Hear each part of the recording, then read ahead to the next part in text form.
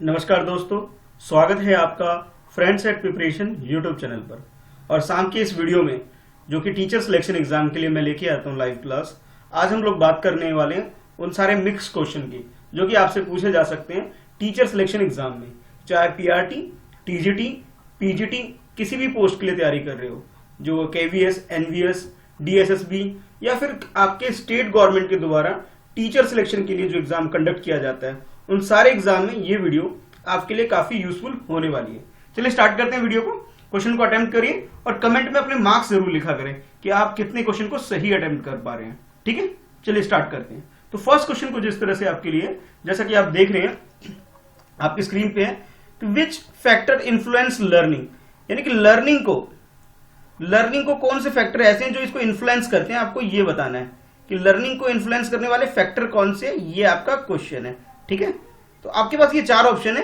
First option है teachers knowledge, यानी कि टीचर की जो नॉलेज है वो इन्फ्लुएंस करती है लर्निंग को, फर्स्ट ऑप्शन में बोला जा रहा है। सेकंड ऑप्शन में आपसे बोला जा रहा है कैरिकुलम यानी कि जो आप पढ़ाने जाने वाले हैं, यानी पाठ्यक्रम जो भी आप पढ़ाने वाले हैं, ये इन्फ्लुएंस करती है कि भी किस तरह से ये बच्चा सीखेगा, नहीं सीखेगा, कितना सीखेगा। और थर्ड ऑप्शन जो आपके पास है, सी ऑप्शन, इसमें बोला जा रहा है कि पेरेंटिंग, यानी कि बच्चे का जो लालन पालन कैसा हो रहा है। ठीक है, यानी कि लालन पोषण पालन जो भी मतलब घर से कैसे उसे संस्कार दिए जा रहे हैं, वो इसे इन्फ्लुएंस करती है थर्ड ऑप्शन के अकॉर्डिंग। और फोर्थ ऑप्शन में बोला जा रहा है ऑल, यानी कि ये सारे फैक्टर इन्फ्लुएंस करते हैं बच्चे के लर्निंग के लिए। तो आपके हिसाब से इस क्वेश्चन का करेक्ट आंसर क्या होगा, यानी कि लर्निंग को इन्फ्लुएंस करने वाले वो ऑप्शन कौन से सही हैं। तो चार ऑप्शन है, चारों मैंने आपको डिटेल में बता दिया कि करके। अब क्वेश्चन को अटेम्प्ट कर लीजिए। तो इस क्वेश्चन का जो करेक्ट आंसर है, यानी कि टीचर की नॉलेज, ठीक है, टीचर की नॉलेज की बात कर ले हम, या फिर कैरिकुलम की बात कर ले, या फिर हम बात कर ले इस पेरेंटिंग की बात कर ले, ये सारे ही फैक्टर ऐसे हैं जो कि बच्चे के लर्निंग को इन्फ्लुएंस करते हैं, इसे इंपैक्ट डालते हैं उसके ऊपर। ठीक है, यानी कि जो हमारा जो करेक्ट आंसर हो जाएगा वो हो जाएगा डी, यानी कि जो फोर्थ ऑप्शन है आपके पास। ठीक है, ऑल द अबव, ये हमारा करेक्ट आंसर हो गया इसका। ठीक है, सही आंसर हमारा फोर्थ हो गया।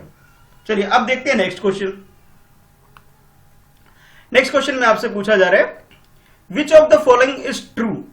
ठीक है, तो ये ध्यान रखिएगा, इस क्वेश्चन में आपको सही बात क्या है वो बताना है। ट्रू पूछा जा रहा है आपसे। तो फर्स्ट स्टेटमेंट आपके लिए ये, heredity is more responsible in learning. ये बोला जा रहा है जो हेरिडिटी होती है, जो कि हम अपने पेरेंट्स से जो फीचर्स हमें मिलते हैं, ठीक है, जो बाय बर्थ हमारे अंदर जो चीजें होती हैं, वो सबसे ज्यादा रिस्पॉन्सिबल होते हैं हमारे लर्निंग के लिए। फर्स्ट ऑप्शन यानी ऑप्शन ए में बोला गया। बी में आपसे बोला जा रहा है जीन्स, तो जीन जो है वो इंपैक्ट डालते हैं हमारे लर्निंग में सबसे ज्यादा, सेकंड ऑप्शन में बोला जा रहा है। थर्ड ऑप्शन यानी सी ऑप्शन में बोला जा रहा है जो इन्वायरमेंट है, यानी कि जहां पे हम रहते हैं, हमारे जो आसपास का जो माहौल है, ठीक है, वो हमारे लर्निंग को सबसे ज्यादा इफेक्ट करती है, यानी कि इंपैक्ट डालती है, सी ऑप्शन में बोला जा रहा है। और डी ऑप्शन में आपसे बोला जा रहा है, ध्यान से देखिएगा, डी ऑप्शन में बोला जा रहा है हेरिडिटी।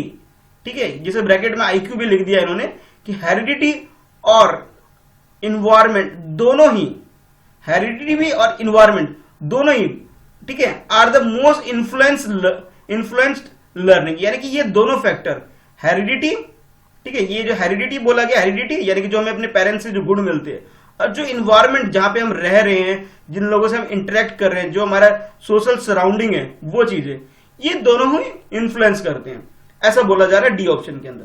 तो करेक्ट आंसर आपके अकॉर्डिंग क्या है ये बताइए। चार ऑप्शन थे, चारों ऑप्शन मैंने आपको डिस्कस कर दिया। अब करेक्ट आंसर इसका क्या है वो बताइए। तो इस क्वेश्चन का जो करेक्ट आंसर है, करेक्ट आंसर इसका क्या हो जाएगा, आई होप आप लोगों ने अटेम्प्ट कर लिया होगा। डी जो है इसका करेक्ट आंसर हो गया, यानी कि हेरिडिटी प्लस इन्वायरमेंट, ये दोनों जो फैक्टर होते हैं ये इन्फ्लुएंस करते हैं हमारी लर्निंग को। ठीक है, ये दोनों, ठीक है, यानी कि बच्चे का हेरिडिटी जो अपने पेरेंट्स से उसे मिला हुआ है, ठीक है, मतलब मदर और फादर से जो भी उसे मिला हुआ है, ये फैक्टर, और दूसरा जो इन्वायरमेंट जो उसकी सराउंडिंग है, वो सारे, ठीक है, ये चीजें बच्चे की लर्निंग को सबसे ज्यादा इंपैक्ट डालती है। तो करेक्ट आंसर जो हो गया हमारा डी हो गया। आई होप क्वेश्चन क्लियर हो गया होगा। ठीक है, चलिए देखते हैं नेक्स्ट क्वेश्चन को। नेक्स्ट क्वेश्चन आपसे पूछा जा रहा है best example of use of experiments in students are, कि स्टूडेंट के अंदर जो बेस्ट एग्जांपल जो है एक्सपेरिमेंट का, वो क्या है आपको ये बताना है। ठीक है, किसका एग्जाम्पल बताना है आपको? जो एक्सपेरिमेंट जो आप कर सकते हैं स्टूडेंट के साथ। ठीक है, जो स्टूडेंट जो एक्सपेरिमेंट करते हैं, जैसे कुछ अब नई इनोवेशन करना चाहते हैं बच्चों के साथ, बच्चों की टीचिंग, बच्चों की लर्निंग प्रोसेस के अंदर, कुल मिला के ये बोलूं टीचिंग लर्निंग प्रोसेस में अगर कुछ आप इनोवेशन करना चाहते हैं तो उसका बेस्ट एग्जाम्पल क्या है एक्सपेरिमेंट का, ये आपसे पूछा जा रहा है। तो आपके पास ये चार ऑप्शन है। फर्स्ट कि भाई ये जो बेस्ट एग्जाम्पल क्या है स्टूडेंट का, वो जो उदाहरण या एग्जाम्पल जो है थिंकिंग है, पहले में ये बोला जा रहा है। सेकंड में आपसे बोला जा रहा है कि भाई इंटेलिजेंस, ये एग्जाम्पल है कि कोई बच्चा एक्सपेरिमेंट करता है या फिर उसको जो आप जज करना चाहो एक तरह से।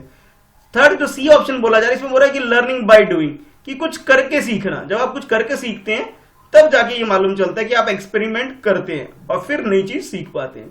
और लास्ट में जो ऑप्शन डी है, इसमें बोला रीडिंग करके, कि जब आप बुक की रीडिंग करते हैं तब वो एक्सपेरिमेंट हो रही है, ये बोला जा रहा है ऑप्शन डी के अंदर। तो इसमें से एक ही आंसर सही है, बाकी तीन गलत है। तो गलत क्या है आपको ये बताना है।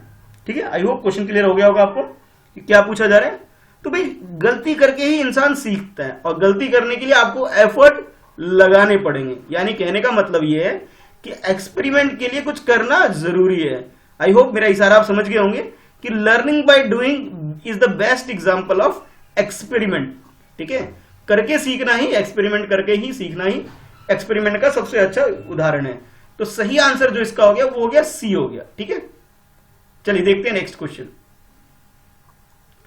अब नेक्स्ट क्वेश्चन जो उठाया गया आपसे, ये साइंस से उठाया गया आपके लिए, जिसमें पूछा जा रहा है आपसे which of the following is not mineral, कि इनमें से कौन सा टर्म्स जो गिवन है ये मिनरल नहीं है। ध्यान रखिए नॉट लिखा हुआ है। ठीक है, मैं सर्कल कर देता हूं ताकि आपको याद रहे कि भी इसमें पूछा जा रहा है कि नॉट अ मिनरल, मिनरल कौन सा नहीं है आपको ये बताना है। ठीक है, तो चार ऑप्शन है आपके पास, चार ऑप्शन को देख लेते हैं। फर्स्ट ऑप्शन में आपसे बोला जा रहा है कैल्शियम। ठीक है, कि कैल्शियम, जिसे शॉर्ट में सीएल भी लिख देते हैं हम लोग।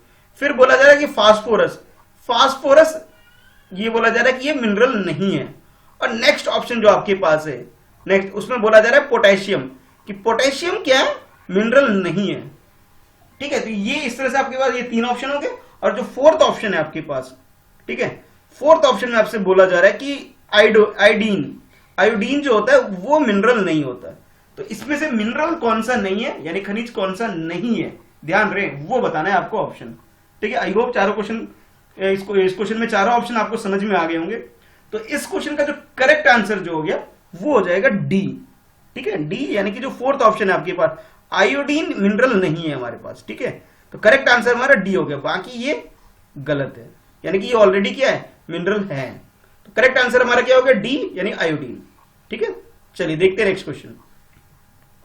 ये एजुकेशन से है और एजुकेशन से क्वेश्चन आपसे पूछा जा रहा है और बेस्ड ऑन पॉलिसी पूछा जा रहा है। अगर आप लोग न्यूज़पेपर अच्छे से पढ़ते हैं, पॉलिसी को अच्छे से पढ़ा हुआ है आप लोगों ने, ठीक है, जो बजट वगैरह आता है उसे अच्छे से पढ़ते ही नहीं पढ़ते, एक टीचर के रूप में आपको इन सारी इंफॉर्मेशन को बहुत अच्छे से पता होनी चाहिए। ठीक है, इसलिए आपसे ये क्वेश्चन पूछा जा रहा है। चलिए देख लेते हैं क्वेश्चन क्या है, पहले पढ़ते हैं क्वेश्चन को। तो क्वेश्चन में पूछा जा रहा है as per the national policy, ठीक है, नेशनल पॉलिसी ऑफ एजुकेशन यानी कि एनपीई के according, national policy of education के अकॉर्डिंग आपको बताना है what percentage of national income should be spend on education, कि एजुकेशन के ऊपर सही परसेंटेज कितना होना चाहिए जो हमारी जीडीपी का इसमें लगना चाहिए, ये क्वेश्चन आपसे पूछा जा रहा है। तो जैसे कि आप आजकल जैसे न्यूज में भी है, अभी जो रिसेंटली जो मतलब हमारे गवर्नमेंट ने भी जो एजुकेशन के ऊपर फंड एलोकेट किया है, तो ऐसा बोला जा रहा है कि फंड जो एलोकेट हुआ है वो काफी कम हुआ है। ठीक है, तो ये जो कम हुआ है लेकिन करना कितना चाहिए वो कुछ और है, तो हमारी पॉलिसी में कितना लिखा हुआ है आपसे ये पूछा जा रहा है। तो आपके पास ऑप्शन कुछ इस तरह से है कि फर्स्ट ऑप्शन, इसमें बोला जाए 2% का अलोकेशन मेंशन है हमारी एजुकेशन पॉलिसी के अंदर, यानी कि नेशनल एजुकेशन पॉलिसी जो हमारी कंट्री में आई थी कभी, उसमें मेंशन है कि 2% होना चाहिए फर्स्ट ऑप्शन के अकॉर्डिंग। सेकंड ऑप्शन में आपसे बोला जा रहा है कि नहीं भाई ये 3% होना चाहिए, और नेक्स्ट सी में बोला जा रहा है कि 6% होना चाहिए, और नेक्स्ट जो ऑप्शन डी है, डी में बोला जा रहा है कि भाई ये 6 नहीं बल्कि ये 8% होना चाहिए। तो भाई ये 2, 3, 6, 8 एक्चुअल में है क्या सही, ये आप बताइए। यानी कि 4 ऑप्शन दे दिए गए हैं, एक गलत है, एक गलत है, बाकी सही है। तो सही आंसर इसका क्या है वो बताना है आपको। आई होप क्वेश्चन बहुत अच्छे से क्लियर हो गया होगा।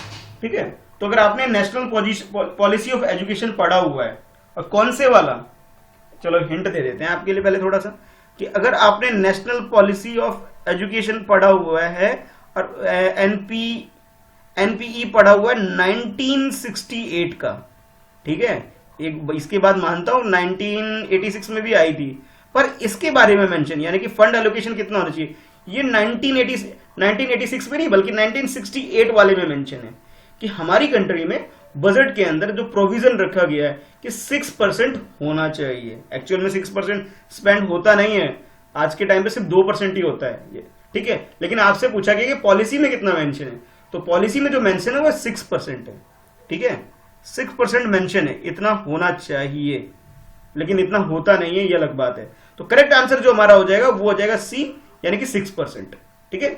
आई होप क्वेश्चन क्लियर हो गया होगा। तो ये जो दोनों पॉलिसी है कि एनपीए 1968 और 1986, ये दोनों ही इंपॉर्टेंट है काफी, तो दोनों की जो भी रिकमेंडेशन है वो आपको पता होना चाहिए, ठीक है। तो इसके रिगार्डिंग में आपसे क्वेश्चन 100% पूछे जाएंगे आपसे, चाहे आप किसी भी पोस्ट के लिए तैयारी कर रहे हो, पीजीटी, टीजीटी, पीआरटी, किसी भी पोस्ट के लिए प्रिपरेशन कर रहे हैं, ठीक है, कोई भी बोर्ड है आपका, ठीक है। आई होप क्वेश्चन क्लियर हो गया होगा। चलिए देखते हैं अब नेक्स्ट क्वेश्चन। नेक्स्ट क्वेश्चन आपके लिए ये है, which of the following is responsible of degradation, यानी कि वो फैक्टर बताने हैं जो कि रिस्पॉन्सिबल है डिग्रेडेशन ऑफ इन्वायरमेंट। इन्वायरमेंट के अंदर जो डिग्रेडेशन हो रहा है, जो गिरावट आ रही है, कमी आ रही है, उसका मेन रीजन क्या है आपको वो बताना है। अल्टीमेट रीजन, जो सबसे बड़ा रीजन है क्या है जिसकी वजह से हमें काफी नुकसान हो रहा है हमारे इन्वायरमेंट को, वो बताना है। तो फर्स्ट ऑप्शन आपके पास है कि भी लैक ऑफ अवेयरनेस, यानी कि लोगों को जानकारी नहीं है बहुत सारी बातों का और इस वजह से वो ध्यान नहीं देते चीजों को, ठीक है, प्रिजर्व नहीं करते, फर्स्ट ऑप्शन। सेकंड ऑप्शन में बोला जा रहा है अनप्लान अर्बनाइजेशन, यानी कि शहरीकरण जो हो रहा है, नगर जो बस रहे हैं वो प्लानिंग से नहीं हो रहे हैं। अगर प्लानिंग से हो जाता सब कुछ तो इतनी प्रॉब्लम नहीं होती, ये बोला जा रहा है सेकंड ऑप्शन, यानी बी ऑप्शन में बोला जा रहा है। और सी ऑप्शन में आपसे बोला जा रहा है कि ब्रीडिंग ऑफ वाइल्ड एनिमल, कि भी जो जंगली जानवर है, ठीक है, जो जानवर वगैरह है, उनका जो प्रजनन हो रहा है वो प्रॉपर तरीके से नहीं हो पा रहा है, या जानवरों का प्रजनन से रिलेटेड जो प्रॉब्लम आ रही है उनके पॉपुलेशन को रिलेटेड, वो भी एक रीजन है। अरे सीधी सी बात है, जब हम पेड़ काट देंगे उनके लिए, जब जंगल छोड़ेंगे नहीं तो भाई ना वो रह पाएंगे, तो ये जो डाइवर्सिटी के लिए जो एक चेन बना होता है वो चेन ही कंप्लीट नहीं होने दे रहे। हम क्या कर रहे हैं, बीइंग ह्यूमन बीइंग, हम लोग क्या कर रहे हैं, सारी चीजों को डिस्ट्रॉय कर रहे हैं, ठीक है। तो ये भी एक रीजन आप बोल सकते हो, लेकिन आपको जो बताना है इस क्वेश्चन के हिसाब से बताना है, ठीक है। जो आपसे बोला गया क्या कि वो जो वाइल्ड एनिमल है इसकी ब्रीडिंग की वजह से, तो ये आपके पास ये ऑप्शन दे दिए गए सी। और डी में आपसे बोला जा रहा है कि ए और बी में, यानी कि ये फर्स्ट वाले में, इस ए में और बी में जो ऑप्शन दे रखा है दोनों ही करेक्ट आंसर है, यानी कि लैक ऑफ अवेयरनेस और अनप्लान अर्बनाइजेशन, ये इसकी वजह है कि हमारे जो इन्वायरमेंट में जो डिग्रेडेशन हो रहा है, इसमें जो गिरावट आ रही है, उसकी मात्र वजह, जो मेन रीजन जो है वो लोगों की अनअवेयरनेस, जो अवेयरनेस नहीं है, लैक ऑफ अवेयरनेस कह लीजिए, या फिर अनप्लान तरीके से जो अर्बनाइजेशन हो रहा है, शहरीकरण हो रहा है, वो रीजन है इसके पीछे। तो इसका करेक्ट आंसर क्या है ये आपको बताना है, ठीक है। तो इस क्वेश्चन का जो करेक्ट आंसर है वो हो गया आपका डी हो गया, डी, यानी कि दोनों लैक ऑफ अवेयरनेस और जो सेकंड है अनप्लान अर्बनाइजेशन, ये दोनों ही रीजन है इसके पीछे कि भी इन्वायरमेंट के जो डिग्रेडेशन में, इन्वायरमेंट के जो नुकसान में, ये दोनों फैक्टर सबसे बड़े जिम्मेदार हैं, सबसे बड़े रिस्पॉन्सिबल है इसके पीछे। तो करेक्ट आंसर हमारा हो गया ये डी ऑप्शन, ठीक है। चलिए अब देखते हैं नेक्स्ट क्वेश्चन। अब नेक्स्ट क्वेश्चन थोड़ा मैथ्स से है भाई। मैथ्स का मतलब है यहाँ आपको थोड़ी सी कैलकुलेशन करनी पड़ेगी। यूजली आप लोग पेपर पेन लेके नहीं बैठते होंगे, पर थोड़ा सा वीडियो पॉज करके पेपर पेन ले लीजिए, ठीक है, ताकि आप इसको सॉल्व कर सके। बहुत सिंपल सा क्वेश्चन है, बहुत आसान, रेशियो प्रपोर्शन का क्वेश्चन आया हुआ आपके पास, ठीक है, अनुपात के बारे में है क्वेश्चन। ये है आपके बारे में, आपके पास कि इफ a⁻b गिवन है आपके पास 5/6, ठीक है, और नेक्स्ट गिवन है आपके पास b⁻c इस गिवन है 9/5, ठीक है। तो आपको कैलकुलेट करने के लिए बोला जा रहा है कि देन फाइंड a/c, यानी कि a⁻c को हम बोल सकते हैं a/c, ये आपको कैलकुलेट करना है इसके अंदर, ठीक है। ab की वैल्यू गिवन है, a/b की वैल्यू गिवन है, b/c की वैल्यू गिवन है। अब आपको कैलकुलेट जो करनी है वो करनी है a/c की वैल्यू कैलकुलेट करनी है। कैसे करोगे? बहुत सिंपल तरीका, लेकिन मैं करता हूं, ध्यान से देखिए और समझिए। अगर मुझसे पहले कर लेते वेरी गुड, पहले आप लोग अटेम्प्ट करिए फिर मैं करके दिखाऊंगा। आई होप बहुत सारे लोग कर चुके होंगे या कर रहे हैं।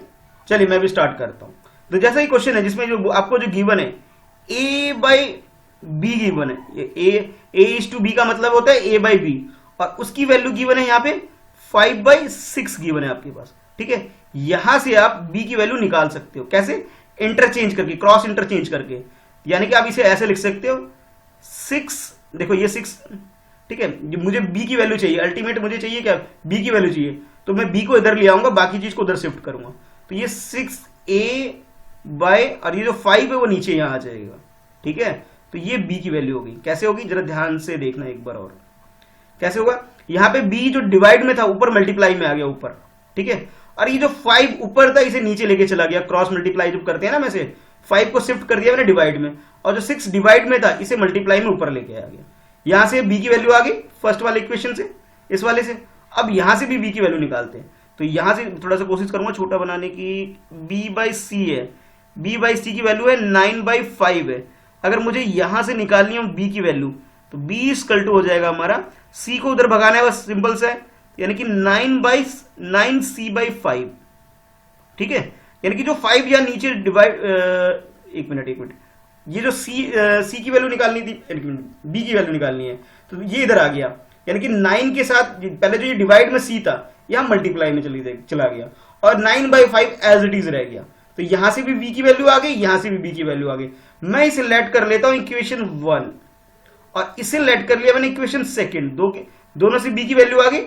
यहां पे आप लिख सकते हो कि भाई इक्वेशन 1 से और 2 से, फ्रॉम फर्स्ट एंड सेकंड, इससे क्या आ गया b की वैल्यू। और b की वैल्यू क्या क्या आ गई, पहले 1 से लिख लेते, 1 से आपके पास आ गया 6a/5। ठीक है, और इधर से कितना आ गया आपके, इधर आ गया, इधर से आपके पास आ गया 9c/5। ध्यान से देखना भाई, 9c/5।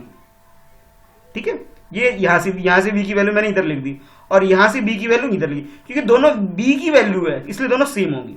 ठीक है, अब जो आपको निकालना है, जो क्वेश्चन में पूछा गया है कि a/c निकालो, अब हम लोग a/c निकाल लेते। कैसे निकालेंगे? a और c को एक साइड कर लेते हैं, बाकी चीज को एक साइड कर लेते हैं। तो जैसे लेफ्ट साइड देख रहे हो इसका, यहाँ पे 6a/5 है, यहां पे क्या करेंगे, a रहने देंगे, बाकी चीजों को शिफ्ट कर देंगे। यानी कि ये 9/5 जो ऑलरेडी है, इसके साथ में क्या करूंगा, ये जो 5 जो नीचे डिवाइड में था इसे मैं यहां मल्टीप्लाई में ले आया, और जो 6 जो ऊपर था मल्टीप्लाई में इसे मैं डिवाइड में ले आऊंगा, और इधर से जो c था इसे मैं इधर लेके चला गया। ठीक है, आई होप क्लियर हो गया होगा। अब थोड़ा सिंप्लीफाई कर लीजिए, 5 1 जा 5, 5 1 जा 5। ठीक है, अब 3 के टेबल से 3 2 जा 6, 3 3 जा 9। यानी कि आप इसे लिख सकते हो फर्दर, दिस इंप्लाइज, या आप लिख सकते हो कि भी ये जो a है, एक मिनट दोबारा लिखता हूं, एक मिनट इसे हटा ही देता हूं। हाँ, यानी कि आप इसे लिख सकते हैं a/c इज इक्वल टू 3/2, और फर्दर इसे लिख सकते हो इसे, और आगे this implies a/c is equal to 3/2। ठीक है, तो करेक्ट आंसर जो हमारा हो जाएगा वो हो जाएगा फर्स्ट ऑप्शन, यानी कि ऑप्शन ए हमारा करेक्ट। यहां देख लेते हैं, चलो जो फर्स्ट ऑप्शन है ये हमारा करेक्ट हो गया, ये हमारा आंसर हो जाएगा। आई होप क्वेश्चन क्लियर हो गया होगा आपको। इसे सॉल्व कैसे करना है, रेशियो का क्वेश्चन था, एक बार दोबारा देख लीजिएगा वीडियो को, पीछे पॉज करके रिपीट करके, ज्यादा क्लियर हो जाएगा। ठीक है, दोनों में से b की वैल्यू निकाला मैंने।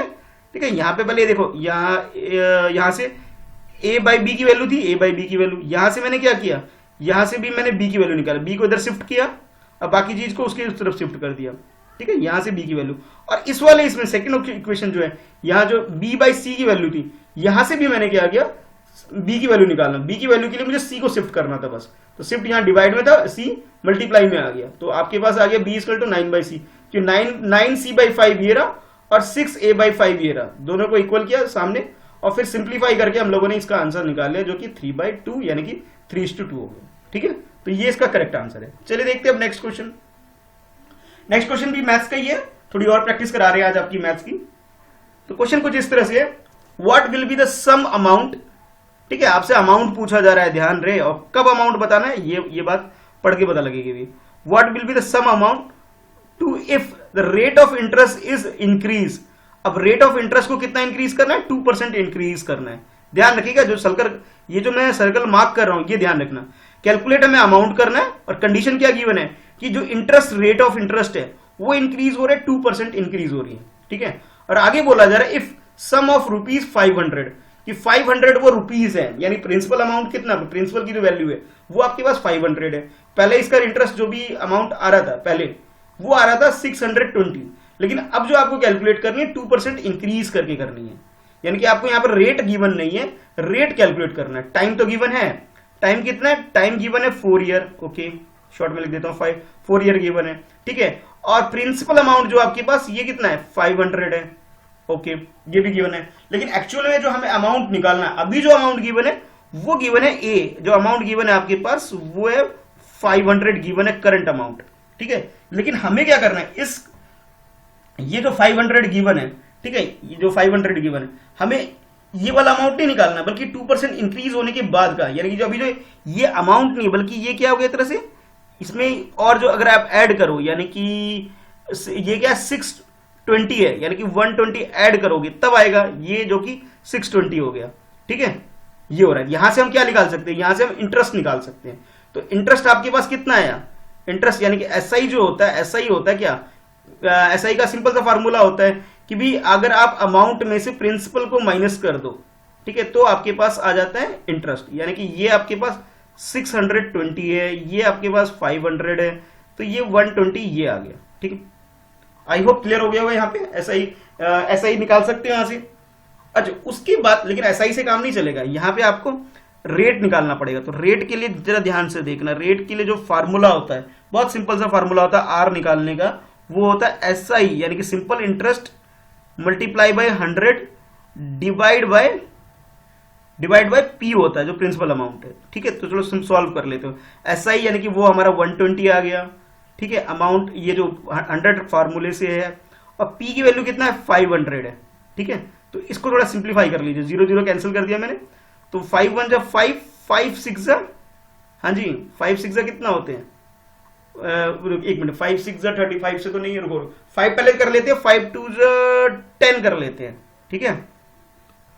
अरे एक चीज और यहाँ पे ना टाइम लगाना रह गया है, तो टाइम का टी और लगा लीजिए यहाँ पे, और टाइम जो हमारे पास वो है हमारे पास 4 ईयर, ये 4 ईयर यहां और लगा देंगे, ठीक है। तो सबसे पहले ऐसे करते हैं 5 से ना करके पहले 4 से डिवाइड कर लेते हैं इसे, तो 4 1 जा 4, 4 3 जा 12 हो गया, ठीक है, और ये 0 भी 30, और 5 1 जा 5, 5 6 जा 30, यानी कि ये आपका 6% क्या आ गया, आपका रेट ऑफ इंटरेस्ट आ गया आपके पास, ठीक है, 6% रेट ऑफ इंटरेस्ट हो गया। तो अब जो एक्चुअल में जो अमाउंट निकालना अब आप निकालिए, पहले आई निकाल लीजिए, जो I2 आफ्टर इंक्रीज करने के बाद जो आई हो जाएगा, यानी कि वो क्या होता है PRT, अब ऐसे भी याद रख सकते हो आप, PRT पोस्ट के लिए अप्लाई कर रहे हो तो, ठीक है। P आपके पास कितना है 500 है, R आपके पास कितना आ गया 6% आ गया, ठीक है, R आपके पास कितना हो गया 6 हो गया, ठीक है, इजी है। अच्छा उसके बाद जो नेक्स्ट है आपके पास R के बाद जो आप देख रहे हो, R जो आपके पास ये दिख रहा है आपको 6%, लेकिन एक्चुअल में जो 6% ये तो पुराना है, हमें जो यूज करना है वो नया यूज करना है। और नए के लिए क्या होगा, नए के लिए भी ये होगा जो 6 है उसमें 2% इंक्रीज हो गया, तो इसे आप क्या बना दोगे 8 बना दोगे इसके अंदर, ठीक है। तो ये आपका जो 6 है वो कितना बन जाएगा 8 बन जाएगा आपका, ठीक है। तो इसको हम क्या करेंगे 8 बना देंगे, यानी कि जो 6% जो पहले यूज हो रहा था वो अब 8% हो गया, और टी वो तो 4 ईयर है, और डिवाइड बाय 100 सिंपल है। अब सिंप्लीफाई के लिए 0 0 कैंसिल, ठीक है, तो ये हो गया 5 इंटू 8 इंटू 4 कितना होता है 8 4 जा 32 होता है, ठीक है। अब जब 32 को मल्टीप्लाई करेंगे 5 से तो ये आपके पास 160 आ गया, तो 160 तो इंटरेस्ट आ गया, जो बाद में मैं I2 लिख लेता हूं। और जो अमाउंट आपसे पूछा गया था वो अमाउंट का फार्मूला क्या होता है, वो होता है SI प्लस P होता है। P आपके पास 500 है, SI आपके पास 60 आया, यानी 160 प्लस 500, ठीक है। जब अब इन दोनों को प्लस करेंगे तो क्या आएगा 660 आ जाएगा। अब ये देख लीजिए 660 ऑप्शन में है क्या, हाँ भाई 660 ऑप्शन में है, और ये डी ऑप्शन है, तो डी ऑप्शन हमारा करेक्ट हो गया, ठीक है। चलिए आई होप समझ में आ गया होगा। मैंने क्या किया कि पहले जो पुराना जो रेट ऑफ इंटरेस्ट था R उसे कैलकुलेट किया, जो कि हमारे पास 6 आया, ये 6% आया, ठीक है। इसे बाद में 6 को मैंने क्या किया, इसे 2% इंक्रीज करने के लिए बोला, ये बोला ना कि इंक्रीज बाय 2%, जो क्वेश्चन में आपसे बोला गया 2% इंक्रीज कर दो, तो मैंने पहले तो 6 लिखा था, फिर आपको समझाने के लिए भी 2 6 यूज नहीं करेंगे, यहाँ पे हम 8 यूज करेंगे, 2% इंक्रीज करेंगे, 8 हो गया। बाकी पी की वैल्यू तो ऑलरेडी गिवन था 500, वो यूज कर लिया हमने, ये देखो ये रहा, ठीक है। और जो आर है, आर टाइम भी हमें गिवन था, और इस हिसाब से मैंने जो सेकंड टाइम जो सिंपल इंटरेस्ट है, यानी कि सिंपल इंटरेस्ट पहले तो अलग था बिना इंक्रीज किए हुए, अब इंक्रीज करने के बाद जो सिंपल इंटरेस्ट आ रहा है 160 आ गया। तो 160 को 500 में प्लस कर दोगे तो आपके पास क्या आ जाएगा, नेक्स्ट अमाउंट जो आ जाएगा वो आ जाएगा 660। ये हमारा आंसर है, ठीक है। चलिए अब देखते हैं नेक्स्ट क्वेश्चन। एक और क्वेश्चन है भाई, और ये भी मैथ्स का ही क्वेश्चन है, तो जरा ध्यान से समझिएगा।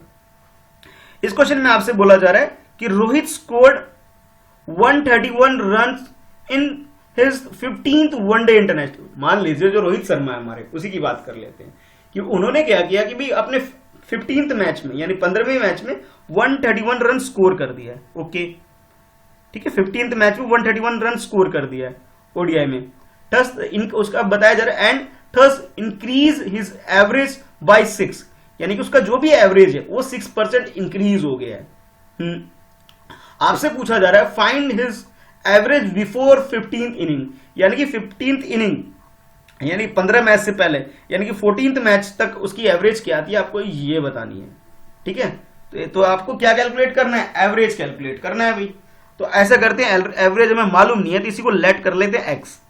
तो मैंने एक एग्जांपल के लिए let x be the average, ये मैंने मान लिया एक्स क्या एवरेज है, मैं शॉर्ट में लिखता हूं, ये एवरेज हो गया एक्स, ठीक है। ये हमने लेट कर लिया अपनी तरफ से, ये एक्स हमारा एवरेज है। तो यानी कि जो रन होगा, टोटल रन होगा जो 14 मैच तक, ब्रैकेट में 14 लिखता हूं ताकि आपको याद रहे 14 मैच तक का है। तो यानी कि ये 14 match multiply by x, x से मल्टीप्लाई क्यों कर रहा हूं कि 14 मैच के लिए ये टोटल रन, यानी कि इसे हम शॉर्ट में लिख सकते हैं, इसलिए 14x लिख सकते हैं। ये टोटल रन था इसका कब तक, जब तक उसने 14 मैच खेले थे। अच्छा, जब 15 मैच हो गया तब उसके पास जो रन हो गए वो हो गए 14x तक पहले जो रन थे। अब 15th मैच में उसने जो रन स्कोर किए 131 स्कोर किया, तो ये 131 हो गया। और टोटल रन निकालने का तरीका क्या है, run multiply average multiply by number of match या इनिंग बोलो। तो अब उसके कितने मैच हो गए, 15th मैच हो गए, ठीक है। और एवरेज जो है इसका एवरेज इंक्रीज हो गया है 6 रन से, यानी कि जो एक्स था पहले, एक्स में कितना इंक्रीज हो गया है, 6 इंक्रीज हो गया है। तो ये इक्वेशन बन गई आपके पास। अब इस इक्वेशन को सिंप्लीफाई करके यहाँ एक्स की वैल्यू निकालेंगे।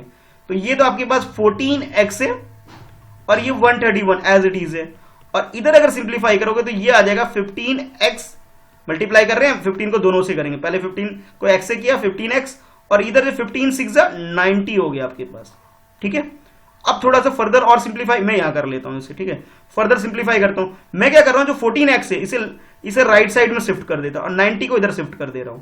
तो जो प्लस में था वो माइनस में हो जाएगा, यानी कि 131 में 90 माइनस कर दो, और ये जो 15x है जो 14x प्लस में था इधर आके माइनस में हो जाएगा। तो आप इधर लिख सकते हो, ये माइनस करोगे तो x आ गया, 15 में से 14 माइनस करोगे x आ गया, और इस पे माइनस करोगे 131 में 90, तो ये आपके पास क्या 41। दिस इंप्लाइज, इसको फर्दर लिख सकते हो x इज इक्वल टू 41, यानी कि उसका जो एवरेज है, ठीक है, उसका जो एवरेज है मैच का वो कितना है 41 रन्स इसका एवरेज है, ठीक है। ये हमारा आंसर हो गया, यानी कि करेक्ट आंसर हमारा क्या हो जाएगा, फर्स्ट हो जाएगा, जो बोला जा रहा है कि 41 होना चाहिए, ठीक है। तो 41 इसका आंसर है। दोबारा देख लो कैसे किया मैंने, पर कि भाई हमने क्या किया, जो चीज हमें मालूम नहीं थी उसे मैंने एक्स लेट कर लिया, यानी कि एवरेज कैलकुलेट करना था, मैंने उसको एक्स लेट कर लिया। 14 मैच तक कितने रन थे उसके, टोटल रन, ये टीआर का मतलब है टोटल रन है। 14 क्यों लिखा ब्रैकेट में, समझने के लिए कि 14 मैच खेले अभी तक उसने। तो 14 मैच में क्या होगा, उसके मैच नंबर ऑफ मैच 14 है, एवरेज एक्स है, तो टोटल रन कितना हो जाएगा 14x हो गया, ठीक है।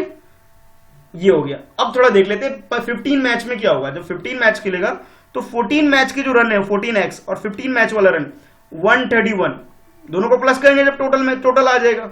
एक तो ये तरीका है। दूसरा तरीका ये है कि आप एवरेज को और मैच को मल्टीप्लाई कर दीजिए। अब मैच कितने हो गए 15 हो गए, और एवरेज बताया जा रहा है क्वेश्चन के अंदर कि 6 रन इंक्रीज हो रहा है, उसके एवरेज में 6 इंक्रीज हो रहा है। ये देखो 6 लिखा है ना, यहां से ये 6 आ गया, यानी कि x प्लस 6 हो गया। ब्रैकेट में रख लिया इसे, ब्रैकेट सॉल्व किया, 15x प्लस 90 हो गया। ये 15 6 ब्रैकेट के बाद जो भी चीज मल्टीप्लाई में होता है वो अंदर वाले सारी चीजों के साथ मल्टीप्लाई होगा, यानी 15x प्लस 90 हो गया, ठीक है। 14x प्लस 131, और ये इस तरह से सिंप्लीफाई करने के लिए मैंने साइड चेंज कर दिया, यानी कि ये 131 के साथ जो 14x था उधर उसको इधर शिफ्ट कर दिया, प्लस वाला माइनस में हो गया, और ये जो 90 जो इधर प्लस में था इसके उधर लेके आ गए हम, तो -91, माइनस किया 41 इधर और इधर x, यानी सिंप्लीफाई करने के बाद ये 41 हो गया। तो करेक्ट आंसर जो हमारा हो गया वो ए हो गया। आई होप क्लियर हो गया होगा।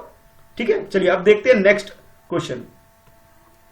तो नेक्स्ट क्वेश्चन आपके लिए जो है ये इंग्लिश से क्वेश्चन है और क्वेश्चन में आपसे पूछा जा रहा है रीड द फॉलोइंग एक्सचेंज। अब ये जो गिवन है, कुछ बातचीत हो रही है किसी के बीच में, वो आपके पास गिवन है कि पहले इसको रीड कर दीजिए। ठीक है, रीड कर लेते हैं। फिर आपसे बोल रहा है during the assessment, being English teacher, being आप टीचर जब क्लास में जाते हैं बच्चे को असेस कर रहे हैं, तो आपसे पूछा जा रहा है कि during the assessment student speaking skill, student की स्पीकिंग स्किल कैसी है, उस चीज के ऊपर आप मार्क्स दे रहे हो।